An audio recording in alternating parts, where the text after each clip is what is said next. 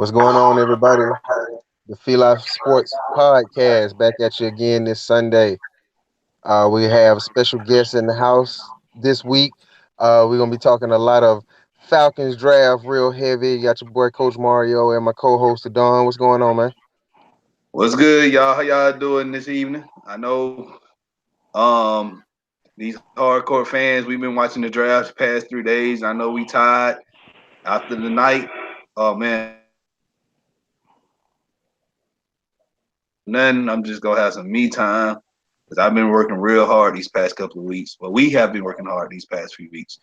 Um, I apologize for everybody who's been, I guess, tuning in and watching and see what's been going on social media. I apologize. We haven't really been covering the Braves and the United and the Hawks. But after this week, we will be covering. We're going to be going back covering every sport. It's just when the draft come up, it's real intense. It's real busy. I know a lot of people who don't watch football, but like NFL draft is pretty much up there like with the Super Bowl. So you got to, when the draft comes around, we have to cover it. So that's it. But we'll start back getting right into all the local hometown sports starting next week. And if y'all new to this channel, please comment, please subscribe, please hit that like button, please share with your friends. And as always, come holla Holla at your at your hometown hometown sports sports podcast. podcast. Who else All we got right. with us today, man? We got well, we'll let y'all introduce yourselves. I guess Pat, you can start. Hey, what's going on, man? You guys know who I am, the real Pat Man. Y'all always know y'all can find me on Twitter at the real Pat Man, throwing out some knowledge, throwing out a lot of data and some stats and stuff like that. What's up, Trav? What's going on, people? Latravis here, aka LT, and you can find me on Twitter at wordplay_kid 26. I'm trying to give you some folks some good knowledge here. All right, and we know everybody want to get right to it, so let's just read out uh the scores from the past week real quick from our other beloved hometown teams. Atlanta United got the W today. The roof was open. 1-0 against Colorado. Nothing in Hawks news. The Braves last Sunday. We won in Cleveland 5-11. Tuesday we had the Reds. We dropped that one 7-6. Wednesday we came back and we beat the Reds 3-1. And Thursday we dropped to the Reds 4-2. And we're yesterday we went to Colorado and we dropped that one 8-4. And right now I think we're tied 1-1 with Colorado as well. I'm not sure. I got to up before the show is over. And that brings us to the topic for the night, which is the Falcons draft. And we can get right into it. So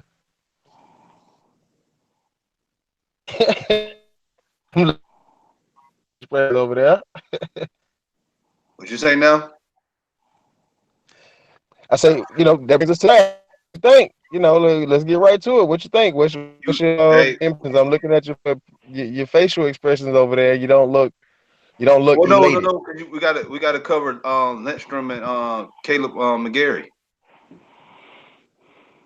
The numbers. Oh, okay. Well, we already know that Lindstrom was assigned 63, and McGarry is going to wear 76 for us this year. So Yeah, he wearing Blaylock old number, ain't it?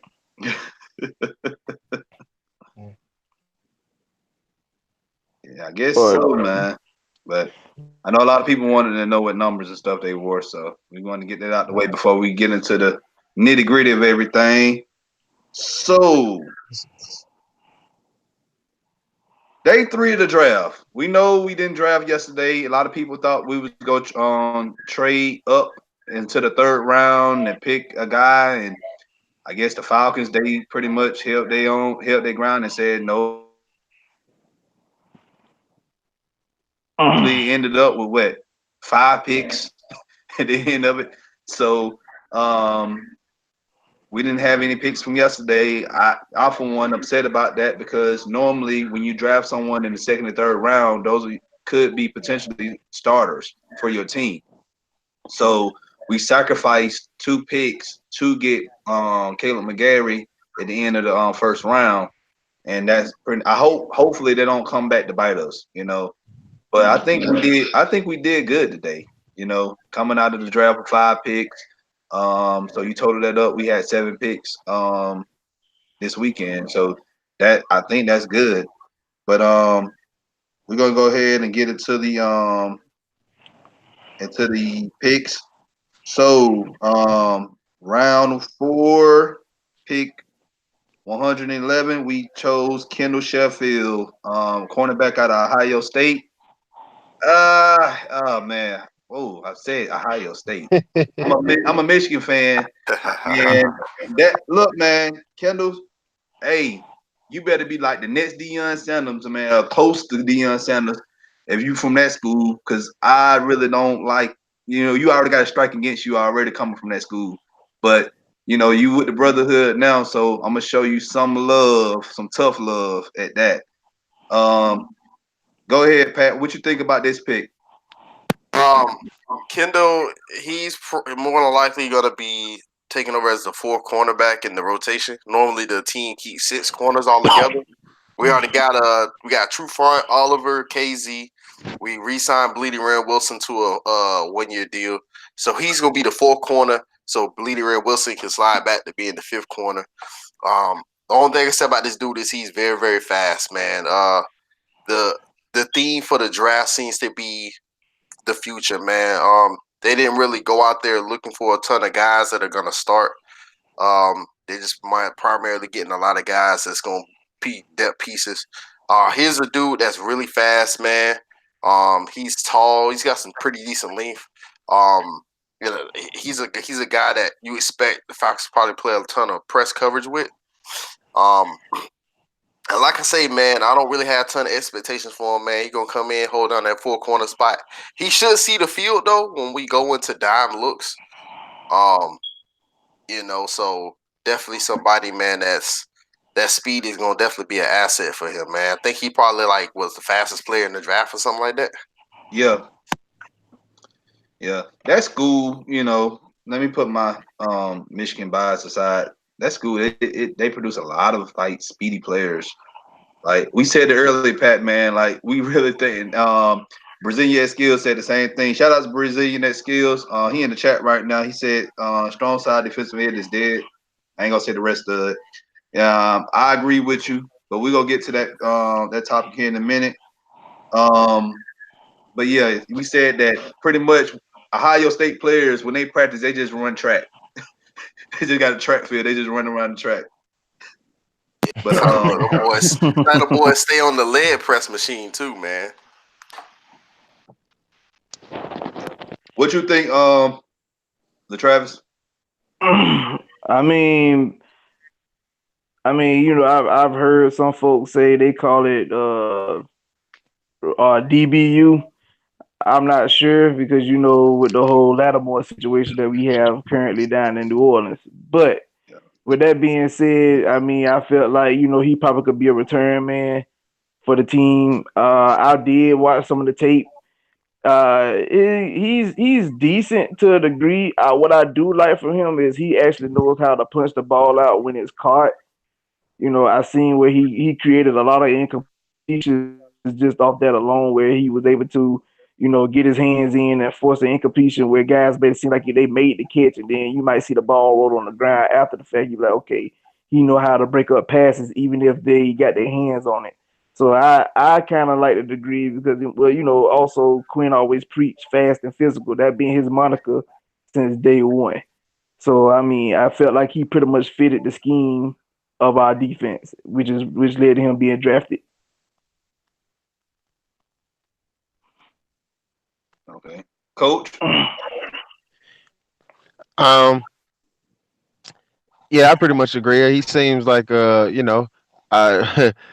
I when I looked at him and I saw the speed, the first thing I thought of was Robert Alford clone. You know, I'm that sorry. that was actually the first thing I saw. You know, when wait, first thing I thought about was he's a Robert Alford clone. So you know, come in and hey, come in and compete and hopefully get for a roster. I mean, I'm fine with the pick. We needed a corner. We needed another one, so I'm fine with that pick. I don't know about comparing him to Robert Alford. He's faster than The Alford. speed thing, the And speed thing more made me think about Robert Alford. It was the speed, not like the size or the body type. The yeah, speed, that but that was the his first thing. his technique, his technique and awareness and his length, he got tremendous length. Like his Hmm. arm length is like I think 32, 33, something like that. Like us look like we having a pattern now of how we drafting these DBs, and look how we drafted Isaiah Oliver last year. So I'm Long not gonna guy. say he plays like Isaiah Oliver because I think Isaiah Oliver IQ is a little higher than on Sheffield's. Sheffield just a little bit more athletic than Oliver, but I think we're gonna pretty much have all these DBs. We're gonna have them very physical, long arms who could pretty much play press coverage. And that's the type of DBs I love right there, man. Like I think it looked like we're gonna play a little bit more man. And I know I said this a while back, I believe, that we really gonna have to get rid of playing zone. And that I think that's the reason why we went towards DBs versus I guess drafting D linemen. Why? And Because we needed guys that can play bit man coverage. exactly. You play a bit more man coverage, you can pretty much trail or be on your guys a little longer versus zone. Because when you play zone, quarterbacks like Drew Brees, Tom Brady, even Aaron Rodgers and Russell Wilson, they'll find soft spots in the zone and they can give it to receivers. So that's I really don't like zone like that. You know, the next pick, round 4, pick 135, John Kaminsky. Out of he went to Charleston. A lot of people don't know what Charleston is. That's in West Virginia. Charleston is the capital of West Virginia for you people who don't know your geography. But before we get into this pick, let me shout out some people in the chat. What's good, RJ Lewis? He said about time United conquer. I guess he's talking about the Atlanta United winning. Um, Brazilian Skill said Dan Quinn must have a top 20 defense this year. We hope so. Long as it's average, I'm happy with that. Like I know it's a work in progress. We're not finna go from almost dead last in the league in defense last year to top 5. That's not gonna happen. And the cap we have, that's not gonna end up happening. If we can get to like the middle of the pack in defense and continue and have an above average or the best offense in the league, the sky's the limit. Dougie Fresh 123. He said Kendall Sheffield probably going to play free safety. That's a possibility. We'll see. We'll see during training camp. And Jonathan, that they're converting to running back and potential return man. And then Juju said, "What's up?" But we're gonna get to that last pick, the pick that we chose last, and we'll talk a little bit more about that. But John Kaminsky, I for one mocked him to the Falcons. So You did. yes, and not He only did. me, shout out, huh? I was saying Yeah, your shout mom. out to Brazilian that skills too, because he mocked him as well. All right, but we didn't. We mocked him like towards the I think the 6th to 7th round. So a lot of people saying, "Oh, that's a reach. That's a reach." Them DNs was coming off the board real quick, especially in the 3rd round. Like that's why we didn't get a guy like Zach Allen or like Anthony Nelson. Anthony Nelson went early in the 4th round, real early in the 4th round. So, and I mocked him as well. But John Kaminsky, that right there, I say he's gonna be our strong side defensive end. Now I know you guys saw the press conference with Dan Quinn and Thomas Dimitroff earlier about they saying that he can play inside as well. I don't know about that, but in base defense, if he develops well, if he has a great preseason and he develops well towards the end of the year, he needs to play base, strong side defensive end. Like I love him. Like great limb. He's intelligent and he's real fast for his size as well. Pat, let you talk about him for a little bit. So with John Kaminsky, man, like you say, year one, I think between him and Steven Means, man, I think they're gonna rotate at the strong side defensive end spot, man. I mean, he's a big dude, man, very, very athletic guy. He's kind of a little bit raw, man. He gonna need some work, but again, that's kind of like the theme of the draft. They draft him for the future, not necessarily now. I think now, man, they're gonna have him do some dirty work as that big end. And I think towards the end of the season, man, Dan Quinn is going to try to get him some looks at 3 tech as well. He's a guy I'm very excited for. Beyond 2019, man, I think that Dan Quinn has shown, man, that he can, develop guys and stuff like that. So I'm curious to see what he does with John, man. I know he was talking about having him get up to like 295 or 300. I don't know if y'all heard about that. They wanted to gain some weight, man, so that he could play more inside. To me, man, they're pretty much telling us that he probably going to be replacing Jack Crawford as that inside out guy. You know what I'm saying? That plays big end in the base defense and then moves inside and plays 3 tech in the nickel. As you were saying that, I'm looking at his film on the Senior Bowl as we speak, and they actually had him playing some 3 technique on the inside. And from what I'm seeing, what you said was pretty much the nail on the head. Him being like the Jack Crawford, but for what I've been seeing so far, he actually like right now, I'm just looking at a play where he actually literally pushed the guard into the quarterback. Like you need a guy that could do something like that on the defense. That could like move people out the way, create pressure, and he's also a decent run stuffer too. And like you said, his IQ is probably like above average at best for what I'm looking at. But he's a work in progress, and I feel like that what Quinn could do, he could actually develop him enough to he could be serviceable. For all Falcons fans that's watching, don't expect no All Pro Bowl type player. If he do, he overachieving. But somebody that's serviceable that could get you what you need to get done, he's definitely that guy. I mean, plus you also said that they try to get him like closer to 300. I think he's like Two eighty. 280. I think 286. That's what I heard. He's like 286. So I mean, an extra 20 pounds, and if he can maintain his athleticism, yes, he definitely fit that picture. He could put on the weight because as you know, when we drafted NFL Network said that he pretty much was an option quarterback. Like when he was a freshman, he was weighed 206. So he blew all the way up to like 280 something. Like, whoa, like he can put on the weight.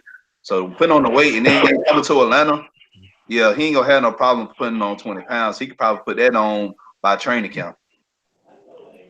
Just probably eating at the varsity or the vortex or something like that downtown or something. Right. Hey, it's kind of funny, man. They was actually asking him about because I think he showed up at college at 215, like you said, but he said they asked him how you gained that much weight, man. He said he hung out at Little Caesars all the time, getting a little $5 pepperoni special, man. Made me laugh a little bit, man. John, Well, I'm also adding the fact that we talking about a guy that weighs 286 at this moment, and he ran a 466 in his first run in a 40 time. So put that in perspective, Yeah. also. exactly. That's a Coach, big guy that can move. Coach. Yeah, I believe you guys. I believe he can be that inside outside guy. Especially now, I think one thing to key on now is with so many teams doing the RPOs, these guys that are hybrids that can stop the run or from that 5 technique, get his hands on the tackle and be able to 2 gap, slide and play the run, or go chase the quarterback if they pass. So I think that's why I'm seeing these type of guys drafted, and I think that's what Dan advanced thinking. I think he fits that role perfectly. And he reminds me, of something that um I see him being able to learn a lot from Claiborne, and being what Claiborne does a lot for us, stop the run and able to press the pocket, like the real Pat Man was saying on what's name. So, I'm always just trying to compare the guys. I see him sliding into that role, and I definitely see him being able to do that. Yeah. A friend of mine texted me when we drafted Kaminsky. He said that not look, but he kind of compared him to Patrick Kearney a little bit. Yep. You know, Kearney was Hold solid on, for us for years. Man. that's a good comparison. Cause I think Kearney might have. I think he did make what 2 Pro Bowls while he was a Falcon. Yeah, And then and then when he went to Seattle, he won. Back then when they used to do like the AFC and the NFC Defensive Player of the Year, he won. He was like co-defensive player of the year with somebody else in like 2007. But that's a good comparison because I mean, me personally, I love Kearney when he was a Falcon. The dude just was a monster. He brought energy. He brought passion to the team. And if Kaminsky could somewhat duplicate that, shoot, that's a stepping stone right there in his own right. and exactly. Patrick Kearney wasn't a popular pick when he was picked. I remember when he was drafted. We Yeah, a lot of fans people. weren't happy. Like we who what? So he wasn't a popular pick, and he's one of the guys that end up working out. Yeah, we'll get to the fan reactions later. Brazilian skill. Before we get to the next pick, Brazilian skill says Sheffield gives me alpha flashbacks, like crying emoji. His potential is good though. If he learns from True, he will be able to compete with Oliver and True for snaps. Hmm. And he also said he plays the ball better than Alfred. So He definitely does that. From what I've Yeah. seen, he definitely plays the ball better than Alford. yeah, Alford be playing the LT, you receiver might play, most of the time, anyways. yep. Play the LT, you might ball. play ball better than Alford. Just play the ball. What'd you say, All right. dog? I said You just might play play the the ball ball. better than Alford. Listen, dog. That's one technique I never forgot coming up, which was turning my head around. For some odd Yeah. reason, they lost that when they got in the NFL. Pick round 5, pick 152. We got Quadre Allison, running back out of pick. Now, this pick right here, it pretty much told us, and this is my opinion, and a lot of people go hate me when I say this. Freeman days as a Falcon might be numbered. All right. And this is a powerful. Allison is a powerful running back. All right, like he will pretty much bruise you up if you try to tackle him. And also he can catch out of the backfield. Now a lot of people said that, oh well, we already got so many running backs on the roster. Well, here's the thing: when you have a depth chart of running backs, you want to make sure they are different. They can bring different things to the table. All right. Ito is similar to Freeman. All right. But Allison is totally different from them. He's like Allison is the type of running back. He'll fight for that 1 yard if we in a situation of 3rd and 1 or 3rd and inches. He'll get us that yard and some.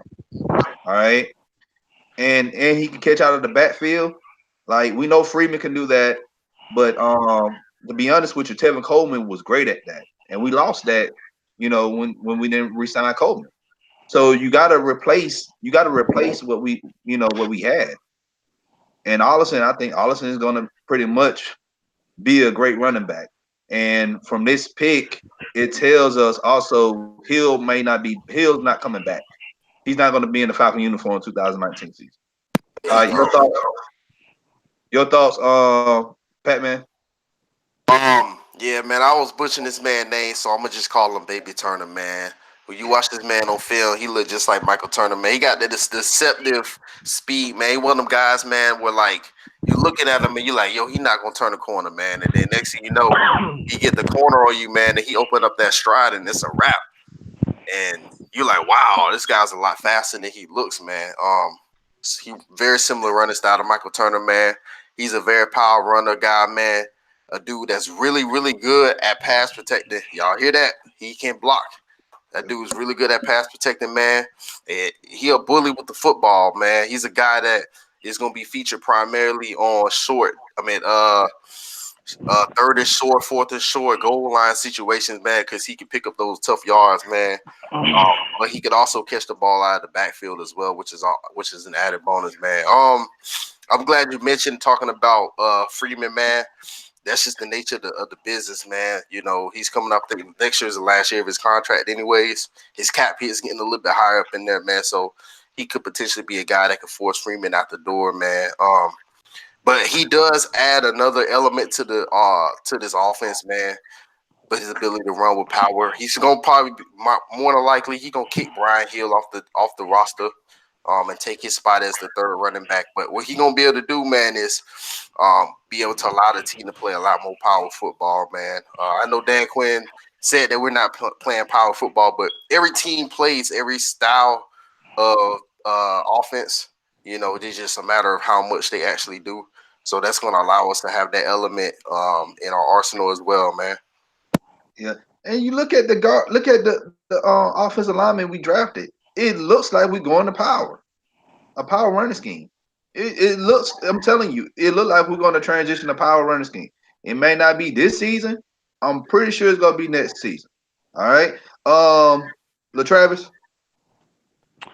I'm gonna tell you what he said. He was Turner. I look at him more. I guess because of the height. Also, I see him more so of a TJ Duckett type guy, just with more speed. Ooh. Like with his body size, man, he could run through people, run over people. But like it's like I said, imagine if Duckett ran like a 4.5 and a 40. I mean, like that's somebody you definitely didn't want to see coming down here at you in the fourth quarter with 5 minutes left in the game after y'all done had a dog fight because you looking like dog. I gotta keep hitting this man. This is what I feel like, and also to reiterate what he said about the power scheme, like with all the linemen that we drafted, those guys are big, which means pushing folks off the line of scrimmage. So that means you got a guy like this man here that could run behind that help push along the way, and then to add the fact that he has breakaway speed. I mean, I love this pick. When I at first it was very questionable, but then after I saw the tape on him, I was like, yo, I actually love this pick. Like I came from like, oh, we drafted a running back to, oh well, he seemed pretty decent. Till when I seen the speed, I was like, yo, this he actually could be a difference maker in our offense. Like he could change the tide at any given moment. We ain't gotta look at someone that might be like, we putting him in on short yardage like that 3rd and 1 at the 45-yard line on our own 45 could actually turn into like a 55-yard touchdown. Like you would never know with him. So I love the pick. Yeah, man, you know who we sat behind that pit a few years ago too. That man that told us up when we went up to Pittsburgh, man, James Conner. Yep. Yep. And a lot of people comparing him to Turner and to Duckett. I'm looking outside of the Falcons realm, and I'm thinking that this guy, I'm comparing him to LeGarrette Blount. Yeah. He's more like a LeGarrette Blount because the size frame and like TJ Duckett was bigger, like he was like a linebacker playing running back, and Turner was very short, but he was very agile and everything. But go ahead, Coach.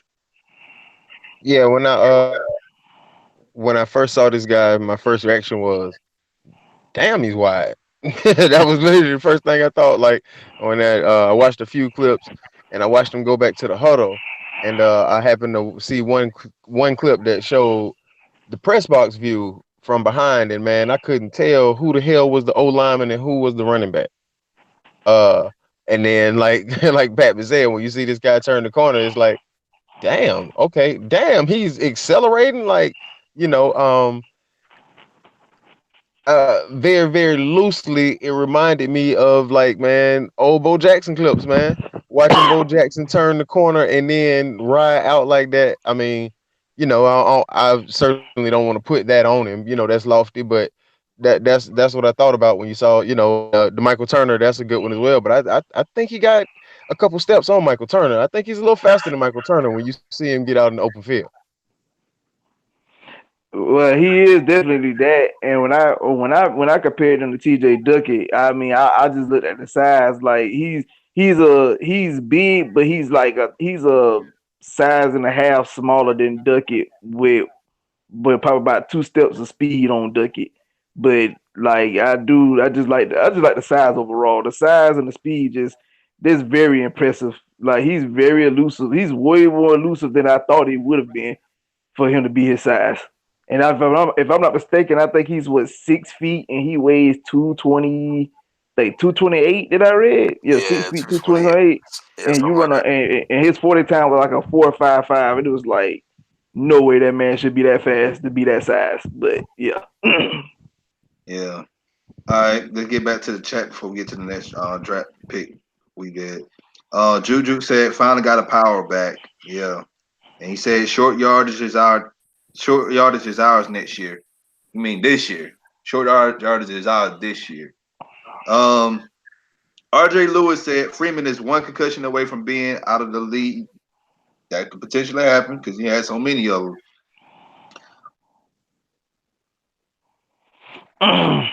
Means freeze days are numbered, but we needed a big back for 3rd and 1 and goal line. You know, we just pretty much predicting right now, man. RJ Lewis said a bully with the football. I like that. And be baller. What's good, man? He said, "What up, boys? Rise up. Nice haul. It wasn't sexy, but well-rounded picks." I agree. We agree to that. I definitely agree to that. All right. Next pick we made was in round 5. Pick 172, Jordan Miller, cornerback out of Washington. I guess we giving these this relationship. We done drafted McGarry from Washington, and we already had a UW player already on the team in True Fun. So I guess our scouting department loves with University of Washington to pull out. But this pick, I like this pick. This guy can potentially, because somebody said something about Sheffield playing on safety. I really think Jordan Miller can play safety. Why? Because he's very physical and he's a ball hawk.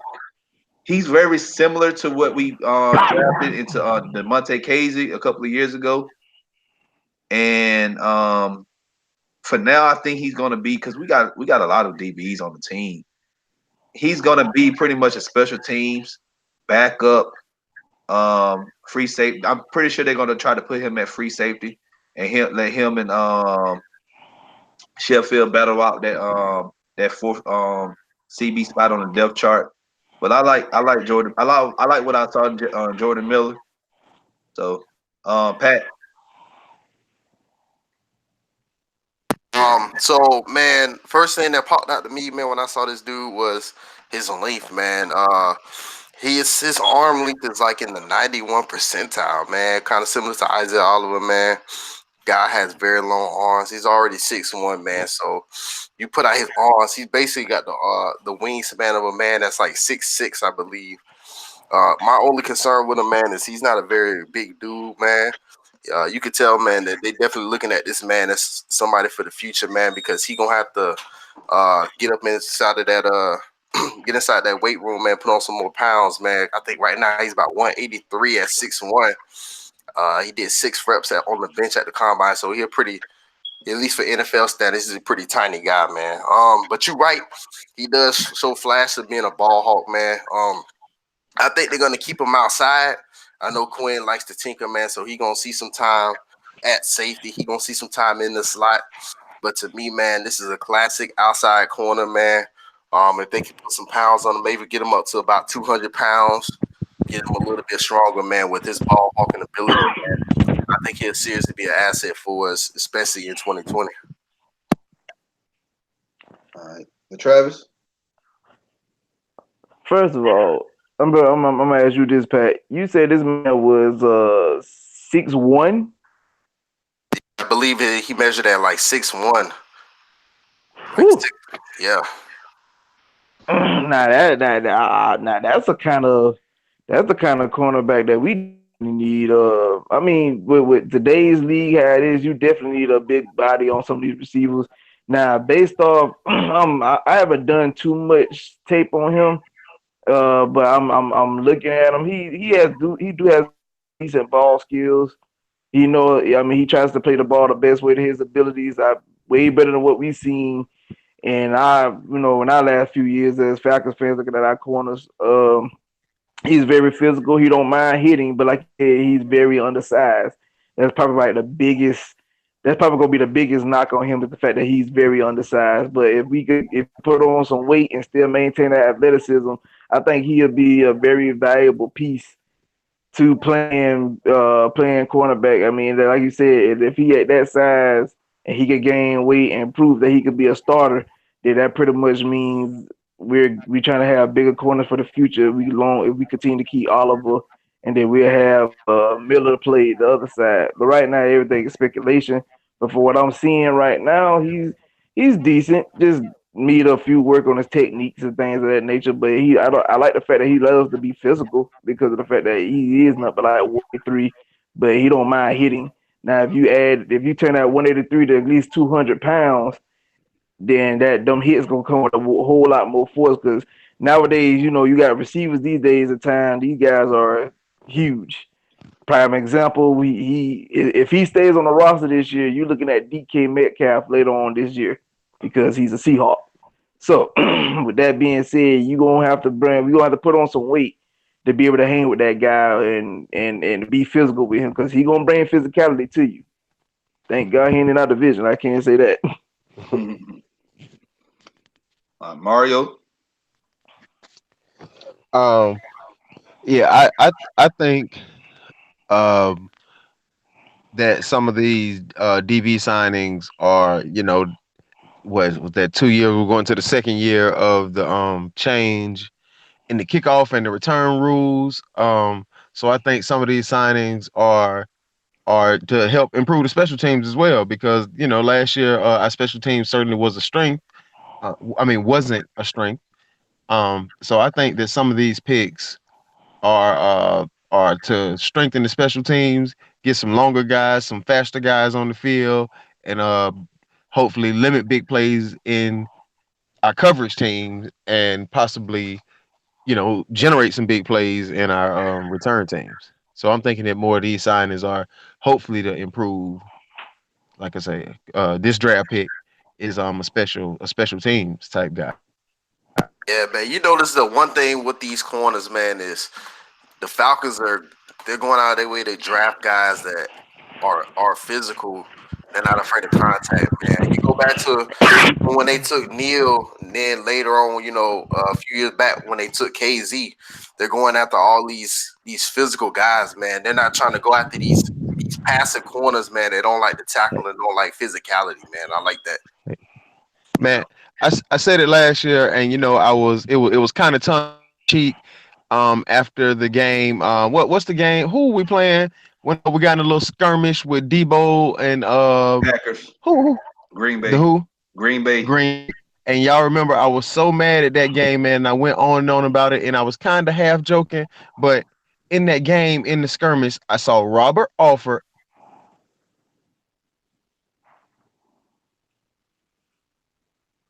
Man, I've been in the locker room before, bro. You don't back up, and I specifically those two guys backing up, and I said it on Twitter that day. I guarantee you, Dan Quinn said that. Dan saw that. Like you're not encouraging your guys to fight, but you want some tougher guys out there, man. You don't back up, man, and I want some guys that don't back up. Though, yeah, I remember that, and you cut off when you were saying it. But three guys was in the scuffle. Debo, and he just came from an injury, and I was kind of worried about him. I'm Yeah. saying like, dude, you need to back up, man, because I ain't trying. You don't need to re-injure your foot. Tat McKinley, he was in it, and then Demonte Casey. Those are the three people I Yep. saw rant to it. Everybody else, they was And running away from it, and I'm saying to myself like, dude, y'all brothers, y'all need to help one another. I was about to and say that's a mindset, man. I mean, I actually did a lot of research on the Chicago Bears defense from last year, man. That defense was lights out, man. Especially once they got Khalil Mack. But when they talked to each one of those DBs, interviewed them, you could tell they had a mindset, they had an edge about them. And they straight up was like, hey man, we're not gonna let nobody run the football on us, man. And they went out and sought to punish any ball carriers, anybody that was trying to go against their defense, man. I like that, man, because if you had that mindset, it's contagious, man. You know, I know I'm not trying to bring Vic Beasley into the mix, man, but we know Vic is a very nice guy, man. He's not one of those uber aggressive guys, man. But when you get him around those types of guys, that energy rubs off on guys like him, and he brings out a little bit of nastiness too as well, man. So that's what I like to see. I understand what you're saying about personality wise, but I could tell you a player that's within our division that's like probably like the most nicest, nerdiest person you can meet, and that's Jared McCoy. But when he gets on that field, he's a totally different player. Yeah, he kind of like Keanu Neal, nice guy, man. When he put the pass on this, he turned into a different animal. That same thing with Demonte Casey. He's nice, but yeah, when they come to that field and him playing online on Madden or 2K, man, dude just nasty, man. That's why I would never play with him online with no game because he talked too much trash. But he a good person. I'm just gonna piss him off because I'm gonna just drag him and get it over with. What'd you say now? No, I'm saying if he talk that much trash playing online, I'm just gonna drag him and get it over with. Exactly. I'm saying to myself, look, man, I'm 31 years old. You what 20? I played Madden when it was on doggone Super Nintendo. What you talking about? But anyway, let's get back to the chat before we go to our last pick. Roger Smith, good to see you. He said, "What's your thoughts on D lineman?" I'm at like Debo right now. He said it's the red on Friday. The wet D lineman. Like we only got one person, like one. So unless you're talking about the people that's already on the squad, I love John Comiskey, what he's gonna bring to the team, but like that's about it. Now the news came out that we signed some undrafted. Daniels, you got a hard first name.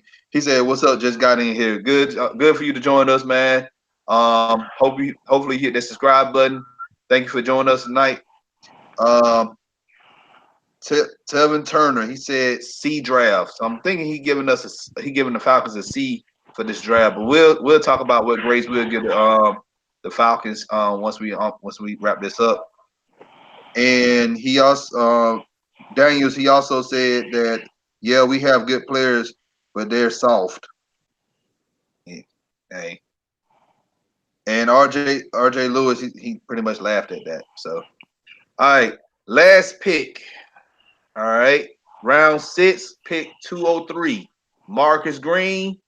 Some people say he was a running back. Some people say he was a wide receiver. He's pretty much a jack of all trades. All right. Jack of all trades. The school he went to was University of Louisiana Monroe. So we didn't get an LSU player this year. Pretty much got somebody similar to an LSU player. Shout us out to TJ LSU dad. I guess he follows this channel. Hey, we didn't get your LSU player this year, but hey, it is what it is. But going back to Marcus Green, I really think this was a need more than anything because we really need a punt returner, kick returner, and he's a special teamer. So and he's very fast too. So if he can, come out here and doing training camp during the preseason and do well on special teams, hey, we good. We know our special teams been trashed for these past several years, man. And that's one of the other dynamics of the game. You gotta do well on special teams. So Pat. Also, man, I look at Marcus Green and I see a classic scat back guy, man. He's a guy that I know they say they're gonna list him as running back on the depth chart, man. But he's a guy, man, that you can kind of play with, man. A guy I would like to compare him to is how the New England Patriots kind of use guys like James White, man. These real fast, smaller guys that they can line up as receivers out of the backfield, guys that can do some trick plays with and things of that nature. He also has been a very successful return man. I think he had 4 return touchdowns last year in college or something like that, which is absolutely nuts, man. So I think right now he's probably the forefront winner. Right now for at least one of the return jobs. And like I said, he gonna be a scat back for us, man. A guy we can kind of line up all over the place, man, and do some creative things with. Travis? I checked them out. Well, I'm here to say that by the area that I live in is near Georgia Southern, so I see him play. He's very athletic. I can say that about the guy. He's athletic. He's a dual threat type player, like you said. You could put him at running back. You could put him at receiver. He's more so of a threat at receiver than running back. But his route running needs some improvement for what I've seen. Can he can catch the ball in traffic? I give him that. But like you said, more so he's pretty much more so of a special teamer than anything. Other than that, I mean, I'm not mad at the pick. I mean, like I said, it is like the tail end of the draft. And who knows, he could possibly surprise us and be a valuable piece to the team. You never know. Yeah. Mario? I love the pick because we going into the year, I had penciled in Varner at least being a kickoff return guy. I wasn't sure about punt return, but kickoff return guy. And a signing like this creates competition. So if you have, guys sitting around thinking they have jobs run one and now they know, hey, which they should always know, a guy's coming in to possibly challenge from a spot, they should be working out a little harder. So I like to pick because it creates competition now. And like I said, we can't go 80 yards every drive. It'll be nice to be able to go 60, 65 sometimes. So hopefully a guy like that can help. Yes. Like I said, special teams, it counts, man. If we can, if kickoff, if we can get like, if he can get 35 yards on the kickoff return, like that's good. You putting Matt Ryan in a good position, man. Let's get to the chat. Um, Juju said speed. With Marcus Green. We agree. BP football talk. He said, "Hey, love the Falcons draft. He giving them an A- draft grade. That's good." A shout out to BP football talk. He's an up and coming sports podcaster. We talked a little bit yesterday when we didn't pick it all, and he's very knowledgeable of what the Falcons need and this team. So if y'all don't mind, just add him as a friend on Facebook. And like I said, he's up and coming podcaster, so y'all show him some love, y'all. Juju, he said speed wide receiver, new Taylor Gabriel. RJ Lewis said, how can you give a draft grade before the third professional year? Never understood that. It all depends, man. If all your look, put it like this here, like 2016, you can give all of those. There, you have a pre-draft grade, and then you have a post-draft grade after that season, and it all based off if most of your draft picks did they start. If they started, how well did they do? All right. I don't really know heavily on pre-draft grade. It's like a pre-test. Like I'm not gonna really grade it, but if you want me to go and grade it, I just be very like C minus or C plus or whatever the case may be. But that's not the grade I'm giving the Falcons right now. I'm just giving you an example. Um, Jonathan Fosky, he said, I like to give Gage some return man reps if he has some potential there. I think they tried Gage last season and he did not do well, but they'll give him another shot and see what he can do. But Marcus Green, this is his specialty. Like he did this like in college, and I think I'm projecting Marcus Green. This is gonna be his job to lose, as far as kick return and punt return. I'm not gonna lie. Looking at these highlights right now, you ain't lying. When I say Exactly. that, when I say this boy hit that open field, there's nobody catching him. Like I'm so serious.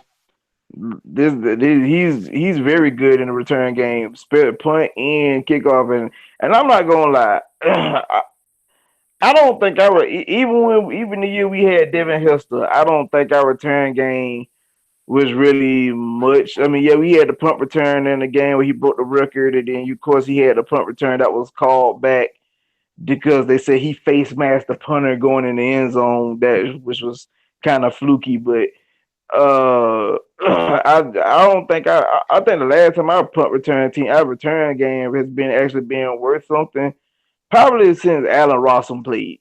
I Bingo. could I probably could say somewhat with Eric Neal. Oh, I mean Eric Weems was our return man, but since Allen Rossum has like hung up his cleats and not been a Falcon no more, we have not had a return game. Yeah, we got a return from Harry Douglas his rookie year, and yes, Eric Weems made the Pro Bowl 1 year, but for saying consistency where we could get good field position, we have not had that. And Lord, no, I know in about nearly 10 years now. And it's ironic. Who's been our special teams coordinator for them 10 years? Keith. I'm glad his behind gone. I don't know Oh, why we man, I holding don't on know. to him, man. He Hold about on, to. hold on. Can we put Greg Knapp back at return game? Cause that was our return. That was our special teams guy when we went in '04 when we played the St. Louis Rams in the divisional round. I think. Oh no, that wasn't now. That was dead. Yeah, That was Matt was Ed always Donatel. there. That was Ed Donatel. My Yeah, bad. Donatel. Yeah, that was Donatel. We need to Um, find him again. yeah. All right. Um, Daniels, he also said, I know you probably spoke on it, but thoughts on our O-line draftees. We did a video on this Friday night, and these are kind of future picks, but also picks that's gonna pretty much keep Matt Ryan career. It's gonna pretty much keep him in his career a little longer. You see guys like Tom Brady and Drew Brees, they playing in their 40s now. So wouldn't it be nice if we can get Matt Ryan playing in the 40s? Hopefully we win a Super Bowl before he turned 40. But if these guys we drafted, they're gonna be here for 5 years. And Matt Ryan is 34. So, you do the math, that's pretty much 39, he'll be 39 years old by the time they, get their contract extension or whatever. But yeah, Hold on, before you continue on that, I want when who all Falcon fans that's watch this video, I want y'all to understand something. I remember a few years back when the whole league used to clown the Dallas Cowboys for taking offensive linemen in the first round, and then what happened? They turned into what the best line in the league to the point where a bust like Darren McFadden had 1,200 yards rushing behind them. Having a good low line does help your offense. it really It, does. and if our offense was sixth in the league, and with our rushing attack being 207th, imagine having a rushing attack that's above average. It does wonders for your team. Yeah. So take that into consideration, please. Yeah, we about. Oh, I'm about. Oh, I'm about. I want all the smoke here in a minute, so I'm gonna get to these fans in a minute. He said, "What do y'all think?" And also, Daniels, I didn't mean to cut you short or whatever, but we have a video on our channel. We shot it Friday on Caleb McGarry and Chris Wilson. You're more than welcome to watch that after this live stream goes off. And you can also comment in that, and we'll reply back to you as well.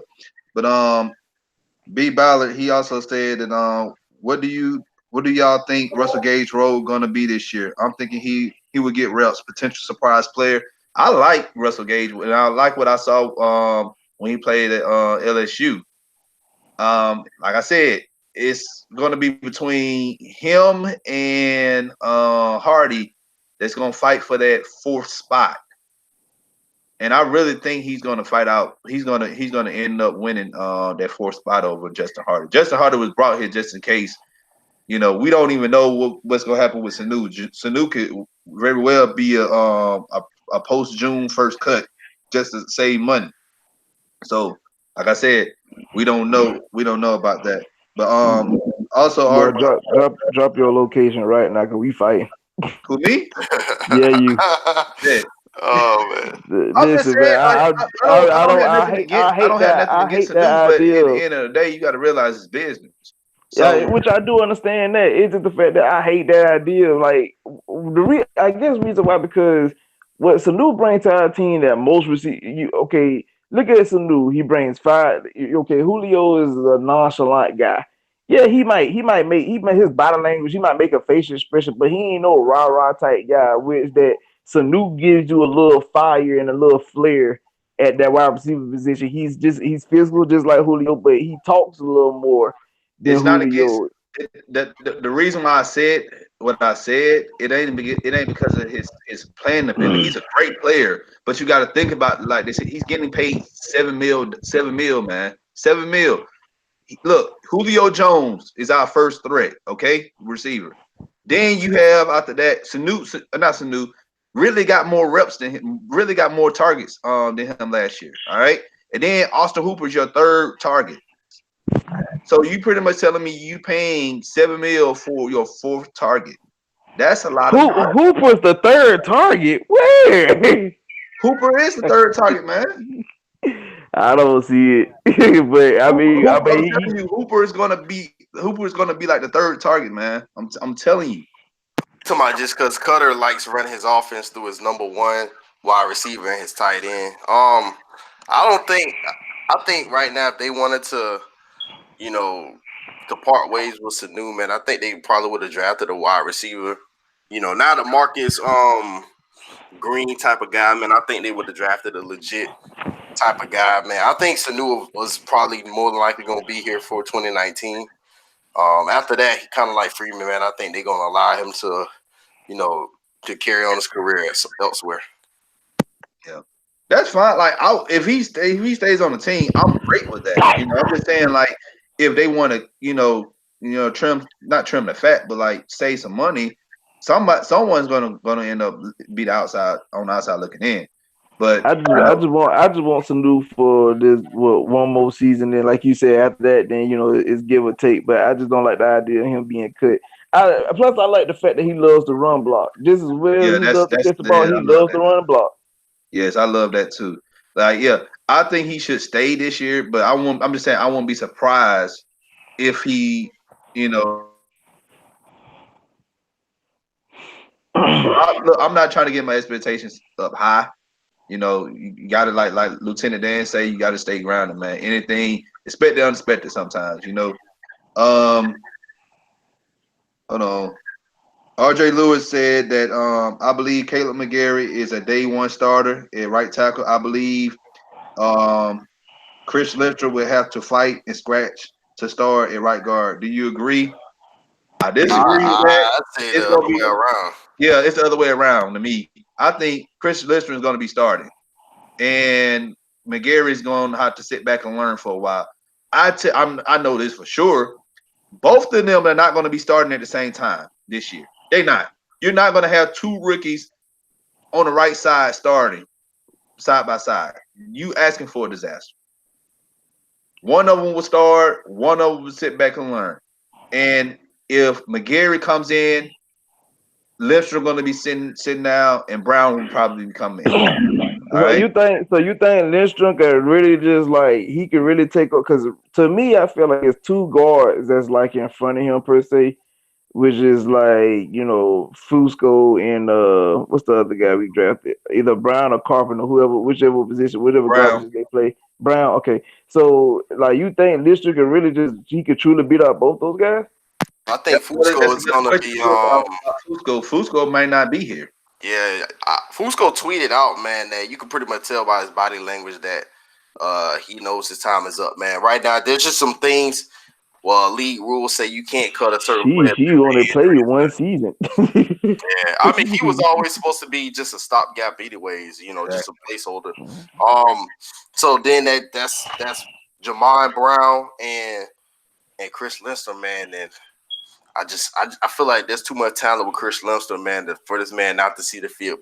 Between his athleticism, his IQ, and his mentality, man, I think he gonna find a way to get onto the field. And I think once he get that right guard job, he ain't gonna give it back up.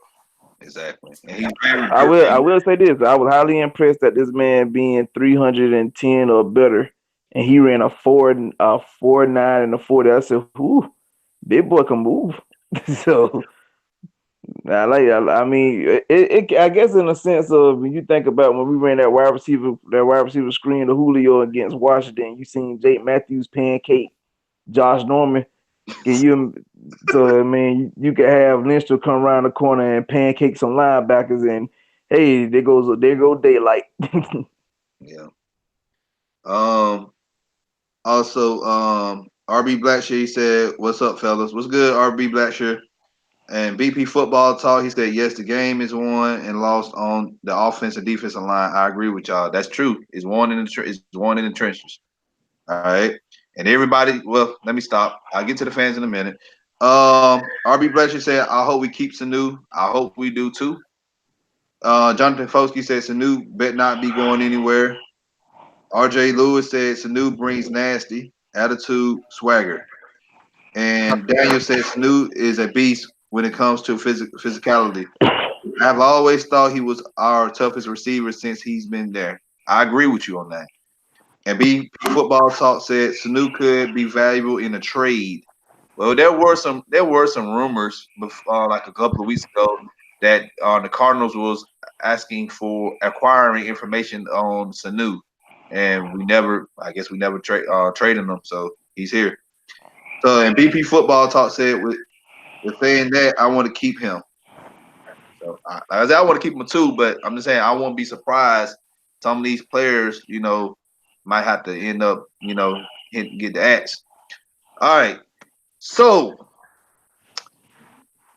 part of our segment for this show, fans' reaction to these picks. Oh man, Now this is what I'm here for. we want all the smoke, man.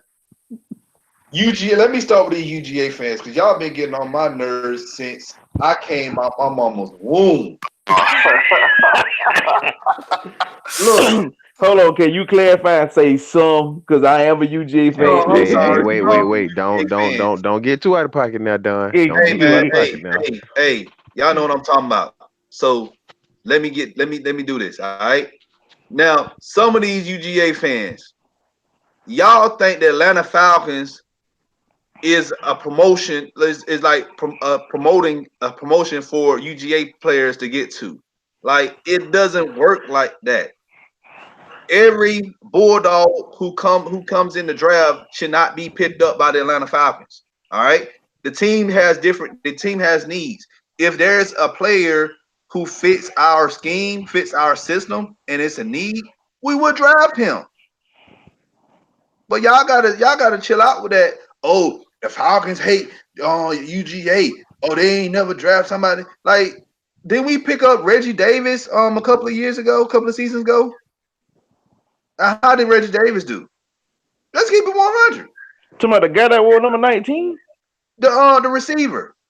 Wow, I forgot all about Thank, him. thank you. Like I said, like y'all gotta chill out with that, man. Like the Georgia Tech fans don't even be doing that. Hold on, quick, UJ fan, tell me where Akeem Dent at right now. If Rifle, we get a second or third round pick on him. One of the two. Yeah, like some people said, oh, we should have got DeAndre Baker. Like, we don't need a receiver pick that high.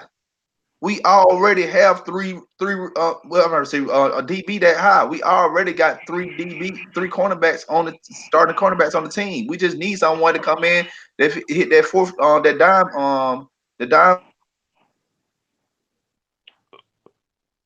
play the fourth cornerback spot. What's wrong with y'all? Hold on, who's the third corner? The third corner is Casey. Yeah, okay, I was just making sure. Yeah, you're right. But yeah, y'all have any thought like that? That right there, that just and then these Ed Oliver stains. They still upset. They still in their feelings. Oh, we didn't get Ed Oliver. Oh, I'm about to be a Buffalo Bills fan because they got Ed Oliver. Like, are y'all really kidding me? Y'all that mad that y'all quitting the Falcons, y'all going to Buffalo because we didn't get Ed Oliver. And we have told you guys for months now that Ed Oliver would not be an Atlanta Falcon. I don't know which one of y'all said this Friday, but I think I forgot who had this conversation with somebody mentioned and said that whoever like the what do people call the analyst has mocked us, we never draft them. That's like when you said that, I never thought of it that way until when you said it. I was like, you know what? That's right. Whoever the analysts have us picking, like drafting first round, we never draft the person they said. Like they will mock, they have a certain player mocked to us for 2 months straight, and you think, okay, that's who we gonna get. Nope, not the case. Not with the Falcons. Yeah, it only happened. Look, it only happened one time, and I hated it. Back in 2007, when I forgot the doggone coach name. He left in the middle of the night. Um, yeah, Jamal Anderson was mocked to us for like 2 months, and we drafted up Jamal Anderson. That was the worst. That was the waste. That was the worst pick in Arthur Blank's history, man. He Like, might well be caught in the bathroom snorting coke too. yeah, oh man. But yeah, like we people gotta understand. PBS, people, ESPN, CBS, they do not work for the Atlanta Falcons. They don't know anything about our team. They haven't met with Dan Quinn. They haven't met with Thomas Dimitrov. They haven't met with the scouting department to say, "Hey, what are you guys? Who you guys looking for? What are y'all looking at this position?" They just, and I don't even think they have people that's working there to mock them. I think this is what they're doing. They have a computer, and I don't know if y'all ever played Madden back in the day when the franchise mode. All right, when you get the all season, you get to the draft, and you generate the draft. I really think they just hit a button, generate these players to these certain teams, and they just put it out on their social media accounts or their websites and say, "Oh, Ed Oliver, Falcons, 14. Oh, Christian Wilkins, he's going to be a day 2 guy. Jesse Lawrence, day 2 guy. And Mark, whatever your name is on Twitter, man, dude, I don't know what you smoking, man, but you need to stop, man. Because you told me 2 months ago, well, not 2 months, 2 weeks ago, oh, Jesse Lawrence is not a first round pick. Dude went to the Giants like what 2 picks after we picked. So what are you talking about? You said Mark. Yeah. I know a dude. I think his name is Matt Coley or something like that. No, But it's some Mark dude. He got a picture profile, I guess, of him shooting a basketball or something. Like he was in Utah or whatever. He swear he's an expert or whatever. But I guess Everett Glaze. I don't know if y'all know him, but he shut him down. He shut him down today. He shut him down. But yeah, what's y'all thoughts on these fans, man? Like these y'all just complain too much. Like, okay. You want to get it first? Yeah, go ahead. it's whoever. Go ahead and get it first. You want me to take it first? Yeah, you can take it first. All right. Listen, Falcon fans. I want to be real clear when I say this. For everybody that been kind of down on the draft today or this weekend, listen, everywhere it's not gonna be sexy. It's not. You have to draft needs, not wants, needs. Now I understand that maybe you feel like if a certain player came to the team, it significantly make the team better. But what you got to understand is, does that player fit the scheme of the team? Does he have the mentality that the coaches are looking for? You have to look at the overall picture on certain things. Let me reiterate what he said about the UJ thing. Listen, every UGA player ain't fit to be a Falcon. Just because we may be fans of him, don't necessarily mean, hey, we need to pick this guy up because he played at UGA. That's not always the case. I mean, Lord knows, heck, I couldn't stand Brandon Boykin, and I laughed every time I seen him in the NFL on somebody's team. Watching him in Pittsburgh and Philly, good God Almighty, boy! I have a homegirl that's a Philadelphia fan, and she hated Brandon Boykin. She hated him with a passion because he couldn't cover. He always getting burnt. Every UGA player ain't worthy is not being drafted by Falcon. We're trying to win a Super Bowl here. I don't want to go 6-10 and be like, hey man, we missed the playoffs, but we sure enough got us a UGA guy. That's not cool, man. That's not smart. And like you said about the Dexter Lawrence thing, one guy told me that Dexter Lawrence wasn't a first overall, a first round draft pick. And like you said, literally went 2 picks after us in the first round. Now, how did you not see this man as a first round pick? The dude is 350, 6'5". He's literally built like John Henderson from back in the day. Why wouldn't you pick him up? And he's a force to be reckoned with. Why And wouldn't you pick him he up? can double teams. But you telling me he's a second, the third round guy? No, no, man. Listen, man, we have to start thinking more logical. I'm starting to think that the Super Bowl run has got to a lot of folks' head where people used to be somewhat humble about the team to the point that they just like they done got big headed, and we don't even have the Super Bowl yet. Can we at least win something before we start bragging? Don't get me wrong, I love my team, but I'm also realistic too. Everybody on this team ain't gonna be an all pro. Everybody not gonna be a pro bowler.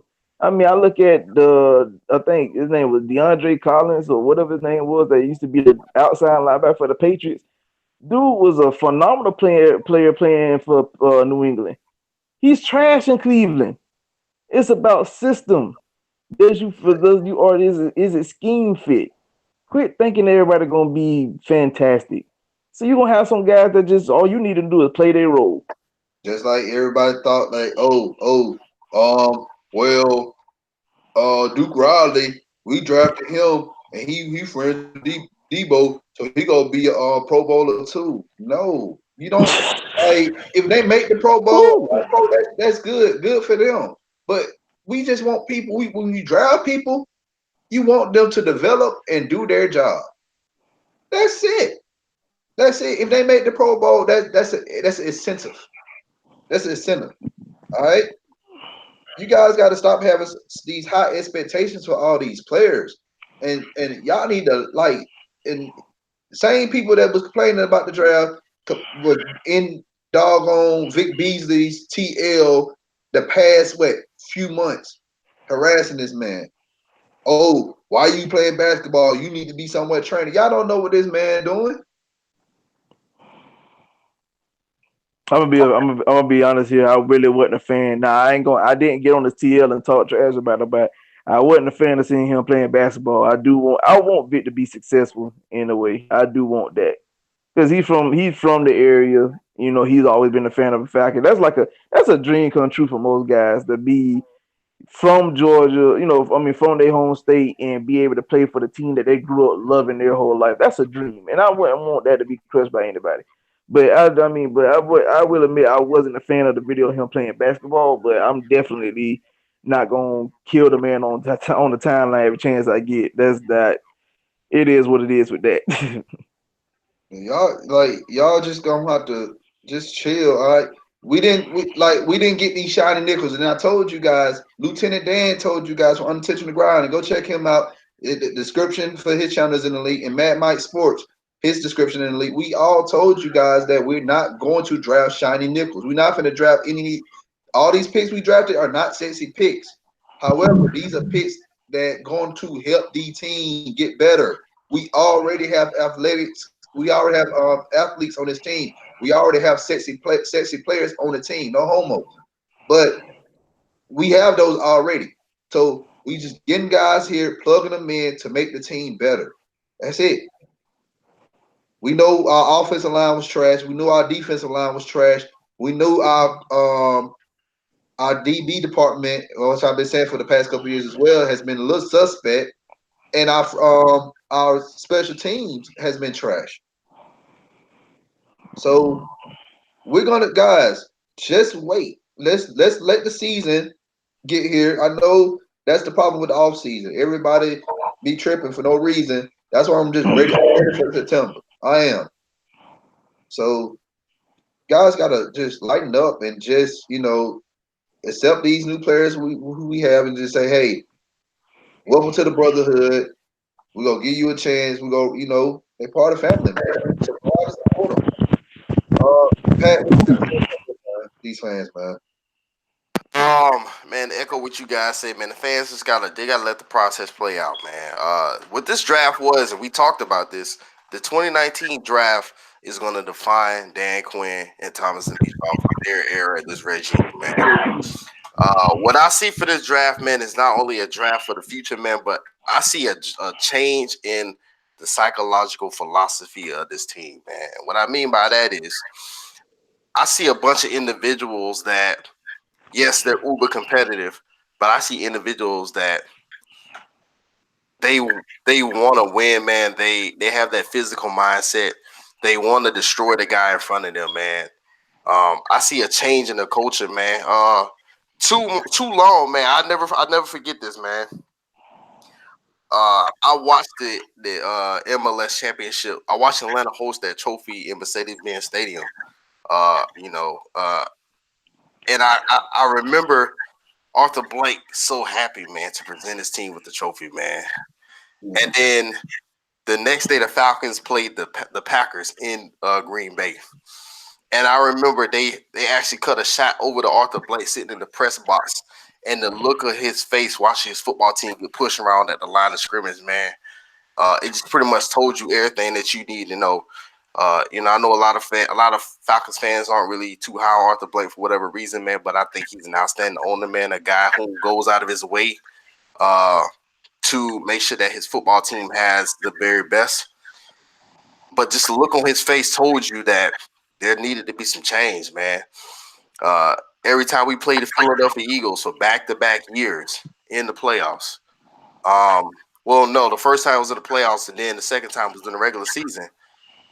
The game ended almost exactly the same way at the 2-yard line on fourth down with a chance to win the football game because we could not physically get the ball into the end zone, man. And you're not winning football games that way.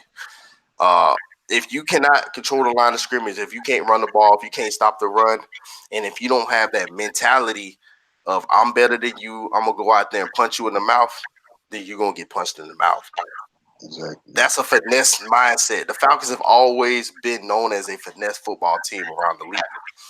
And finally, you're seeing a draft that's reflecting of a team that wants to insert their will upon the opponent in every aspect of the game, man. So I actually thoroughly enjoyed this draft, man. I loved it. Like I say, man, it's a draft that's not only going to pay dividends now in terms of the culture that's being brought into the locker room, but it's a draft that's going to change the team for the future, man. And that's what we need to get to that next level. Exactly, man. Like we said, man. Like it's funny. Before the draft, a lot of people said we address we need offensive linemen. We draft 2 offensive linemen. Oh, why they do that? Oh, they tripping. Dan Quinn need to get fired. Like I don't understand y'all. Like I just really don't. We did everything. Yes. We should have got more D linemen. We should have. But I guess Quinn he has a plan, and we're gonna see how their plan works. Can I You got say to that? trust the process, you guys. Can I say that our short yardage game has been very questionable since the day we let Harvey Dog go to St. Louis back in 2000. I think after the 2010 season. Because because that very next year we played the Giants in the playoffs, literally, and like the quote unquote 2-point game, literally went for it on fourth down 3 times, and even though all 3 times it was like a huge question mark to see Michael Turner stand on the sideline, but the fact that you still couldn't even push the line of scrimmage just a yard on a quarterback sneak said a lot then. And I mean, we have not had no great short yardage game since 2010. So with these guys like Caleb McGarry and Chris Lindstrom, once those guys develop and get playing time and get their experience up, they're gonna bring that to our team. I mean, I've seen McGarry play, and he reminded me so much of Harvey Daw, of that nastiness and that always, like Harvey Daw used to do, like before the whistle blow, a little bit after the whistle blow, he get that last little jab in to let you know that he gonna be playing you all day. That's what Caleb McGarry does. Like he give that extra push to a defensive lineman. I mean, and at this point, I'm an old Falcon fans. Y'all, most Falcon fans love beefing with the Saints. That's a rivalry. Okay, cool. Cam Jordan like talking trash. So how would you? I mean, wouldn't you love to have a tackle that goes out there and he always giving him that little extra nudge? And I'm talking about, I want a guy that's to the point where I can see him actually getting thrown out of the game for excessive rough, for unnecessary nervousness. I want that. So that letting you know you got a dynamite guy, you got a mean street guy that once like you said, once you incorporate those type of guys on your line of scrimmage, that makes the rest of your line nasty, which makes your running backs even nastier. Then you play. I mean, it just makes everybody aggressive. Once you make those guys once those guys develop and that nastiness wears off to everybody else on the offense, you're gonna see a totally different offense. You're like, wow, boy, those guys really brought an attitude to this offense. That's what this offense really kind of missed.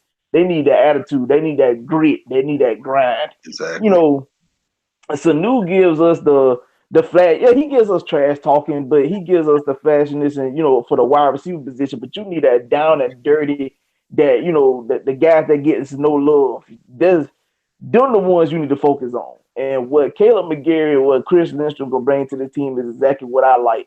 I want that physicality to come back to this offensive line. This draft is very similar, and I'm not talking about an NFL draft. This draft is very similar. How the fans reacted to it.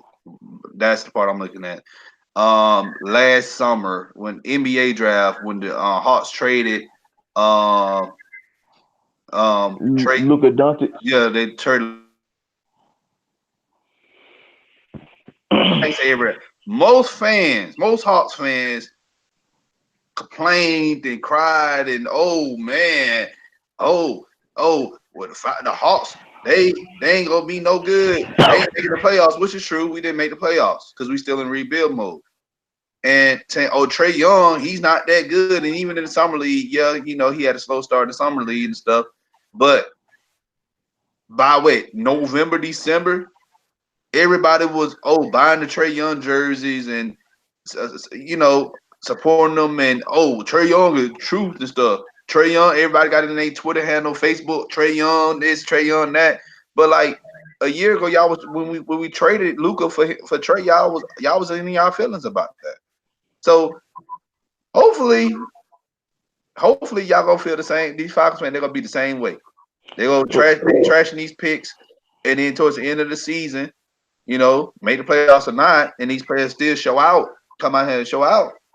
They gonna change that. They gonna have that different energy. They're not gonna keep the same energy. Well, I will say this: the boy Trey Young, and I'm saying this as a non-Hawks fan. So I'm here to tell you, from what I've seen, I know for sure by February he came alive, and I can't lie, I was highly impressed with the young man. The triple overtime game against Chicago, man, Yeah, that was phenomenal, yep. phenomenal. I had to tip my hat for that man right there. I was like, yo, the Hawks might actually have something. Don't y'all got what, John Collins? I Got think John he's Collins, and we a, may end up getting. Everybody keeps saying Zion Williams. I don't think we get Zion Williamson, but we still getting 2 picks in the top 10 of the draft. So that's still, that's great. So well, shoot. I mean, from the look of it, if you draft correctly, heck, you got your future in place. exactly. So, this Khalil Lewis cat we signed as a undrafted free agency from Cincinnati. He's pretty decent at routes. Has some good hands. I think he'll be a beast in the slot. Yeah, I'm gonna talk about the undrafted free agents that we just signed. I had created a list of them before the show. And I'm pretty sure there's more of them left on there. So um, he also said Davis was all right, but Hall beat him out. And RJ Lewis said, "Can you believe Dolphins won the Holyfield over Allison?" He got laughing emojis. Like I said, man, when you live in a one-dimensional world, you just watch UGA games. As a diehard UGA fan, you don't watch any other teams. You don't study other players. You don't watch film. and your perception of Falcons drafting players is going to just be draft all UGA players, screw everybody else. Um, he said RJ Lewis said those are fake Falcons fans, sir. Who think like that? Hey, Roger Smith said, do you think Stephen Means step up and surprise us this season? I hope so. I hope so. He got competition. He got competition now on John Kaminsky. Well, Uh, Means didn't play too bad last season, yeah, but I yeah, do like the competition though. yeah, you got to have competition, man, because you don't want these players to feel like they're entitled to a position. All right. Mel Kiper, RJ Lewis said Mel Kiper did pick Ridley last year. I don't know. RJ Lewis said preach. RB Black said maybe Means fill Brooks Reed role. And he also said sounds like Comiskey will be inside. And RJ Lewis said who in the doesn't like Uncle Arthur. I don't. You'd be surprised how many people don't like Arthur Blank. RJ Lewis said this draft screams fast and physical. It does. And he also said Harvey and Tyson on the O line 2008, 2010. And I do it for Jesus. This Toby D. How you doing, Toby D? He said what the Falcons did in free agents in the draft to address the O line was on point. I feel if all stays healthy, this line can be what I was hoping it would be when we drafted Matt Ryan. Hey, we all agree, man. Shouts out to Toby D, man. Pound for pound. Shout out Toby D Juju out there, said man. R.J. Barrett would be amazing for the Hawks. Yeah, we'll probably in a couple of weeks we'll talk some Hawks basketball. We'll probably like Devontae Hughes on. Shout out to the Devontae Hughes. He's a writer for ATL Sports Talk. Y'all check him out there. Let's keep going. We signed some undrafted free agents. These are players who did not get drafted. We signed wide receiver. Oh man, Alla Monday Zacharias, whatever his name is, from Virginia. We signed the long snapper Kyle Vasey from Penn State, a D lineman Durant Miles from Boise State, a safety Parker Baldwin from San Diego State University. O lineman, wow, we really like making sure the O line is on point.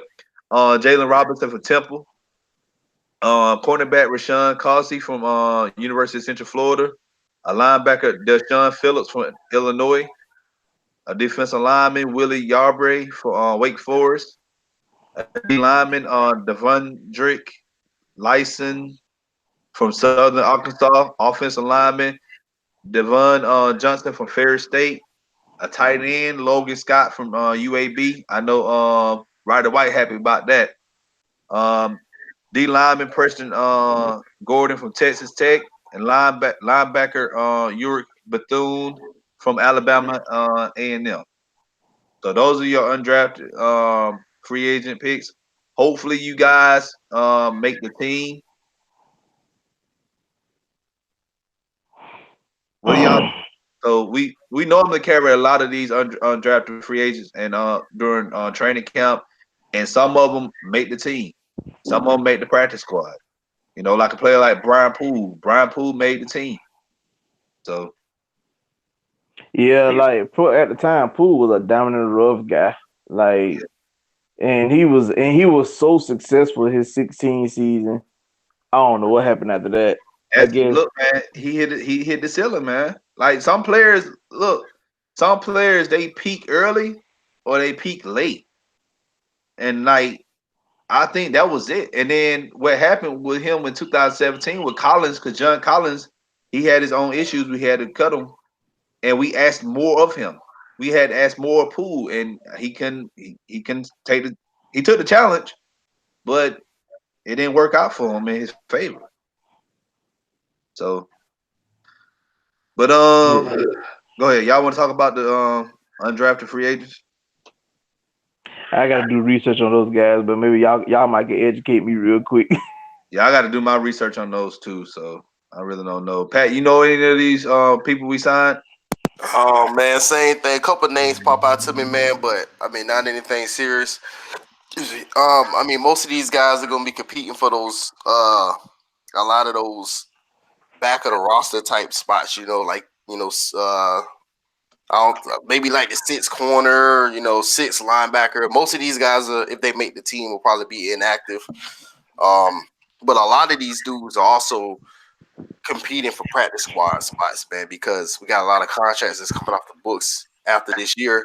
So that's also going to allow those guys additional opportunities to potentially make the team next year, or if they get picked up by another team, you know what I'm saying, because of injury or whatnot. Yeah, I agree. Well, there was one undrafted free agent I want the Falcons to get, and that was Carl Granderson. Why does that name sound familiar? Yeah, he's from Atlanta. He's from Atlanta. He played high school. He had played ball in Atlanta. I posted something about like because he's out.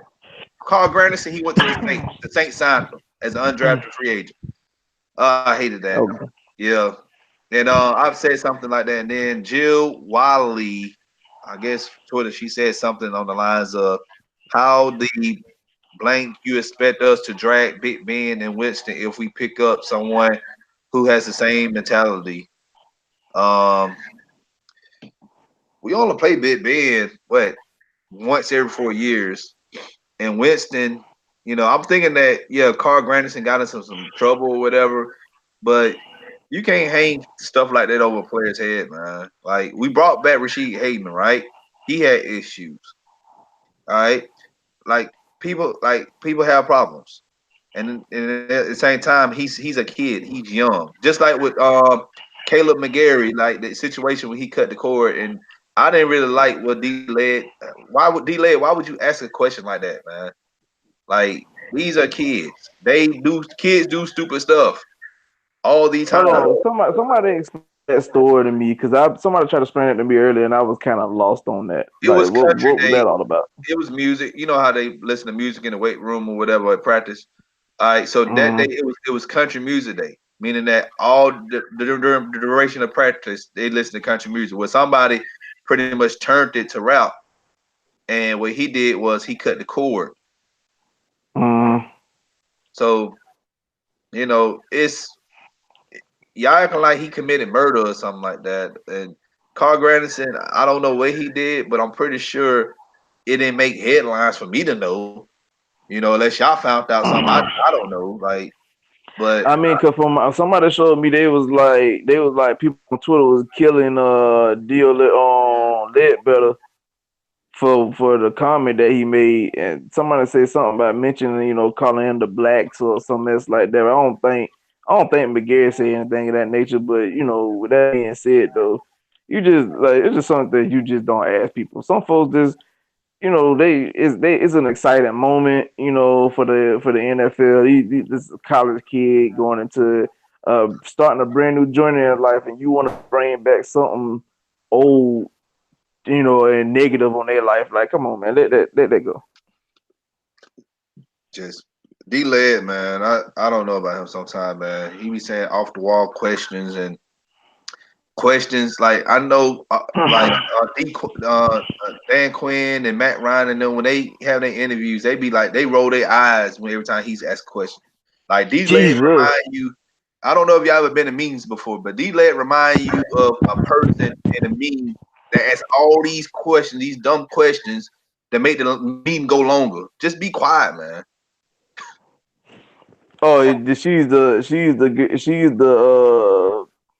person in class that asked us that he's the person in class that asked the stupid question that make everybody go just like really, bro.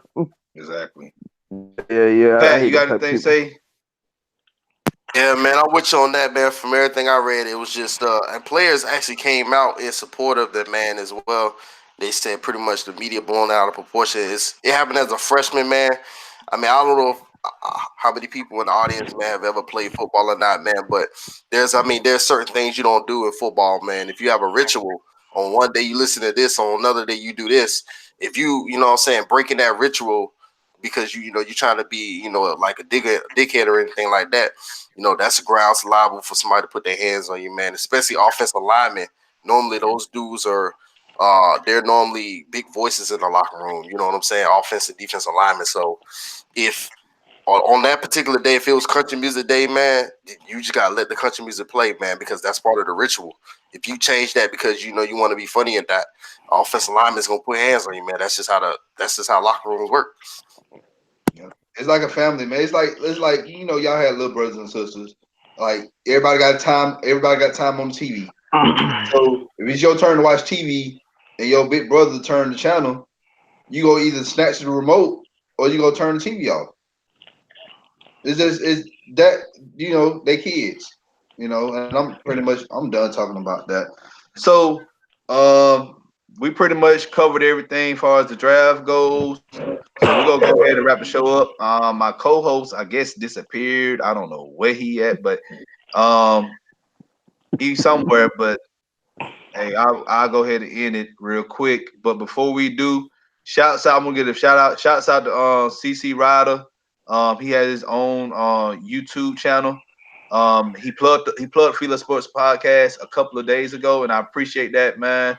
Much love to you. If anytime you want to come on our show as a guest, or if you want me to come on your platform as a guest, hey, we more than welcome, man.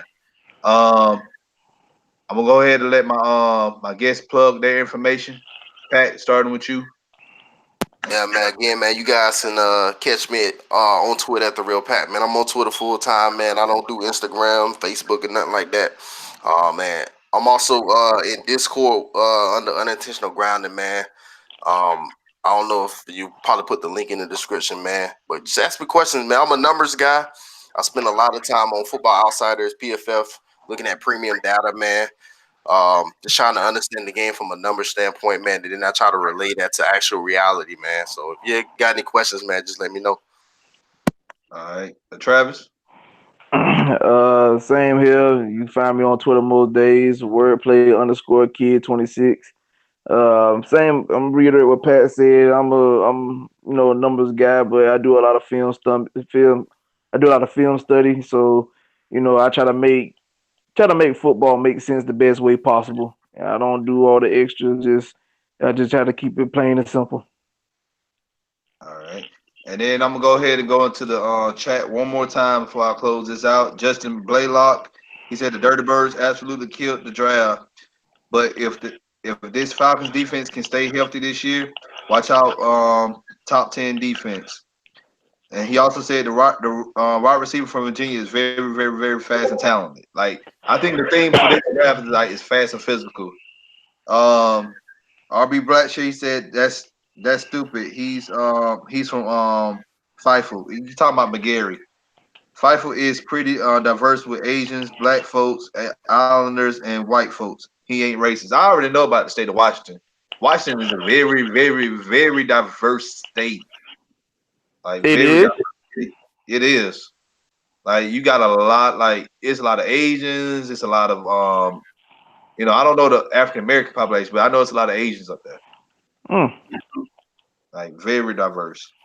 Um, he also said that offense is going to be so doggone explosive this year. I feel bad for the DBs. Matty Ice is going to have time to get some mammoths and maulers to move the defensive linemen and start slicing defenses up now.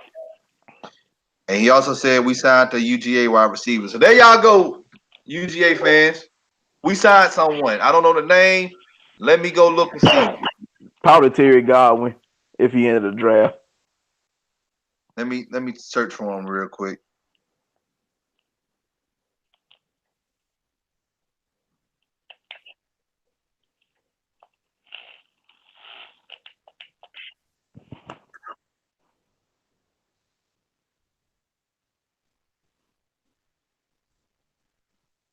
No, Panthers drafted Terry Godwin.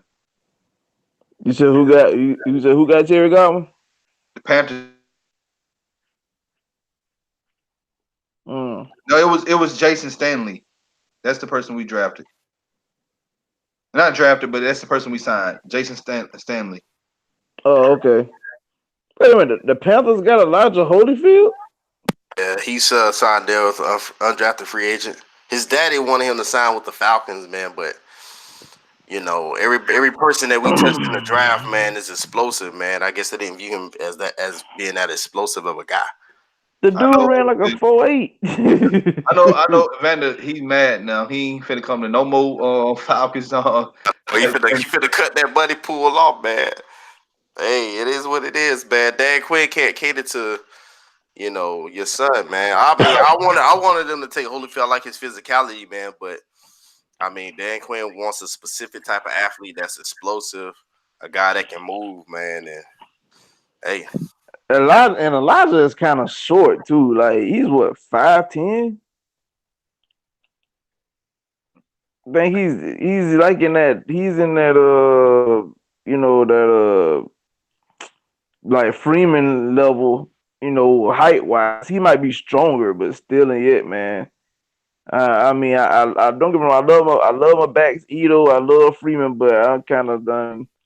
Wore out my welcome on having small backs. I need somebody like we drafted out of Ollison. We need that. Yeah. All right. With that being said, you guys, thank y'all for joining in. Everybody who tuned in live, we appreciate it. If you're watching this video later, if you stumble across our channel, listening to this, please hit that subscribe button. You know, we like I said, we've been growing by the numbers each and every day. We just started this podcast like a few months ago, and this like the momentum is strong. Also, please comment. We'll reply back to y'all on comments very swiftly. You know, please hit that like button.